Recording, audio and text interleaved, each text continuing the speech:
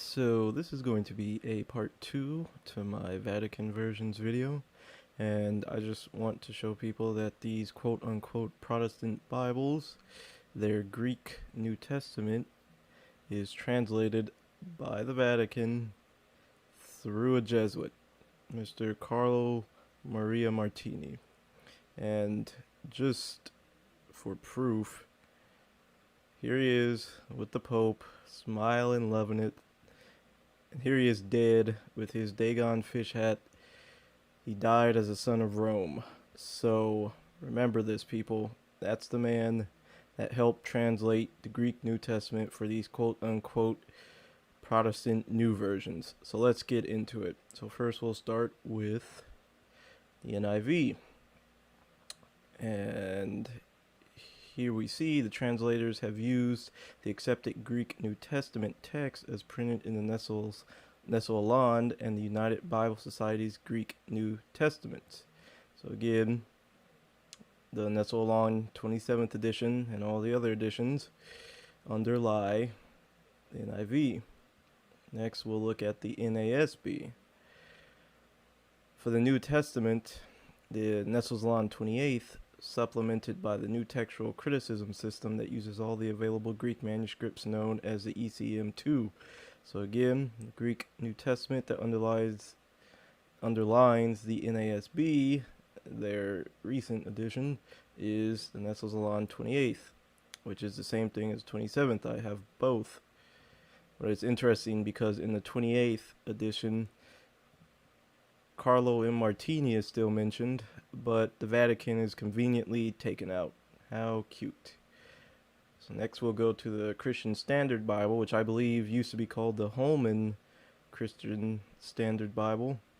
And we see here the textual basis for the New Testament is the Nestle-Aland Novum Testamentum Grace 28th edition and the United Bible Society's Greek New Testament 5th corrected edition. So again, the Jesuit and Roman Catholic translated Nestle-Aland. Next up, we have the ESV. Here we see the Greek New Testament in the 2014 editions. Wait.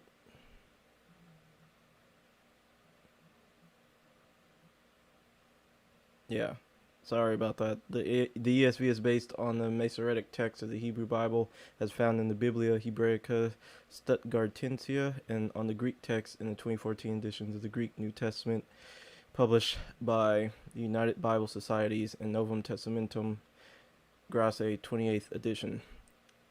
So again, the Roman Catholic Jesuit Greek text. And here we have the NLT.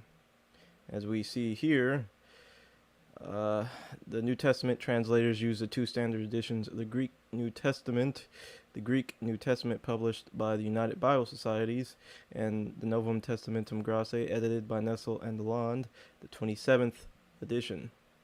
27th edition, Carlo M. Martini, the Vatican. And here we'll see the New King James. I really couldn't find, from Thomas Nelson what Greek text they used because, of course, they have to hide the fact that they actually mix the Textus Receptus with which is the right line of manuscripts, and the Alexandrian type Greek text, which are the perverted line, which is what the Nestle-Aland is. The Nestle-Aland is the Alexandrian type Greek text.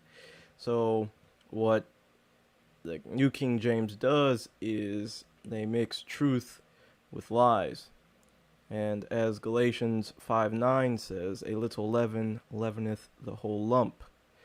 So that automatically voids the New King James as being the Word of God, but it does confirm it as more Roman Catholic junk. And I recently found this out as well, that I already knew the old Hebrew manuscripts that the new versions use were corrupt, but here's more proof in their preface. I believe this is preface, but this is the Pro Legomena, and Look at what it says here. It is a welcome sign of the times that it was published jointly in 1971 by the Württemberg Bible Society, Stuttgart, and the Pontifical Biblical Institute, Rome. So, in other words, the Roman Catholic Church. And we see right here on the Vatican, here's their, papal insignias, that this is official, the authority files, the BHS, or the Biblia Hebraica Stuttgartensia. So again, people, especially Christians, is it comely for us to have our Bibles translated by this man? Oh, and that too, I want to show that in the Nestle's 28th edition. This is the 28th edition of the Novum Testamentum Grasse, 28th edition, and edited by Carlo M. Martini.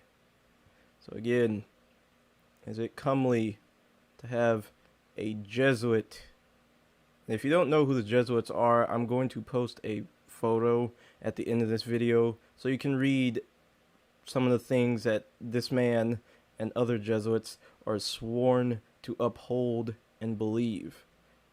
And I can tell you for a fact that what they are sworn to uphold and believe, this man and the rest of his fellow Jesuits, they care nothing about the scriptures. They care nothing about the scriptures, and they care nothing about God. And again, this man died a Roman Catholic.